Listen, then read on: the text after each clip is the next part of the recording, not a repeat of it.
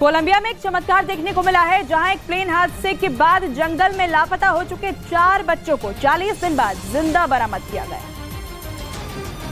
इसके लिए पिछले 40 दिनों से ऑपरेशन चल रहा था और उन्हें कोलंबिया की आर्मी ने काकेता के जंगलों में शुक्रवार को ढूंढ निकाला, जिन्हें प्लेन से शनिवार को बोगोटा लाया गया। दरअसल ये बच्चे जंगल में 1 मई को तब से लापता थे जब एक सेना 206 विमान 7 लोगों को लेकर जा रहा था और क्रैश हो गया। विमान में सवार पायलट और बच्चों की मां सहित 3 वयस्कों की मौत हो गई और उनके शव विमान के अंदर पाए गए, जबकि 13, 9, 4 साल और 12 महीने के ये बच्चे बच गए और लापता थे। और उधर फिलीपींस में एक ज्वालामुखी में बहुत बड़ा विस्फोट होने का खतरा मंडरा रहा है, जिससे ज्वालामुखी के आसपास के इलाकों को खाली कराया जा रहा है, जिससे हजारों लोग अपने घरों से भागने के लिए मजबूर हो गए हैं, क्योंकि अल्बे प्रांत में फिलीपींस के सबसे ज्यादा सक्रिय ज्वालामुखी में से एक मेयोन ज्वालामुखी के क्रेटर से गैस, मलबे और चट्टानों के निकलने का सिलसिला जारी है और उसकी वजह से अधिकारियों को आशंका है कि यहाँ खतरनाक विस्फोट हो सकता है।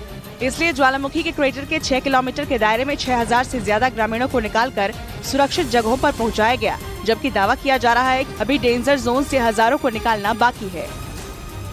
ताइवान को लगातार चीन से खतरा महसूस हो रहा है और इसी के लिए वो सैन्य तैयारियों को मजबूत करने में लगा है। शनिवार को ताइवान के तट रक्षकों ने देश के राष्ट्रीय महासागर दिवस के अवसर पर अभ्यास किया।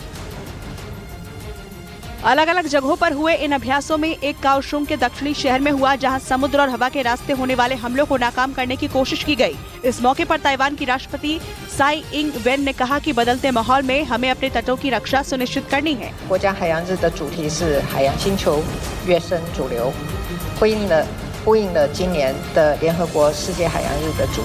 ताइवान लगातार चीन से घुसपैठ की चुनौतियों का सामना कर रहा है और साथ ही साथ दक्षिण चीन सागर में चीन की विस्तारवादी नीति की वजह से आने वाले संभावित खतरे से निपटने की तैयारी कर रहा है। विकास के पथ पर बढ़ते छत्तीसगढ़ में सजेगा चर्चा और विचारों का महामंच, जहां उठेगा हर मुद्दा, होंगे सीधे सवाल जिनका जवाब देंगे छत्तीसगढ़ के सीएम और वो हस्तियां जो है छत्तीसगढ़ की पहचान। ओपन माइक छत्तीसगढ़, सिर्फ न्यूज़ 18 इंडिया पर। और इन दोनों शार्प शूटरों पर दिल्ली बीजेपी के एक नेता की हत्या का आरोप है, जिसकी वजह से दिल्ली पुलिस की क्राइम ब्रांच की टीम लगातार सर्च ऑपरेशन चला रही थी। और जैसे ही पुलिस को इन दोनों के बारे में सूचना मिली, पुलिस एक्शन में आई और उन्हें पकड़ने के लिए उनका पीछा करने लगी। लेकिन पुलिस को आता देख दोनों ने उन पर फायरिंग कर दी, जिसके जवाब में पुलिस ने भी फायरिंग की और इन दोनों आरोपियों को गिरफ्तार कर लिया। नीरज भवानिया गैंग का एक बड़ा गैंगस्टर है, उसका मर्डर करने के लिए दिल्ली आए हुए थे।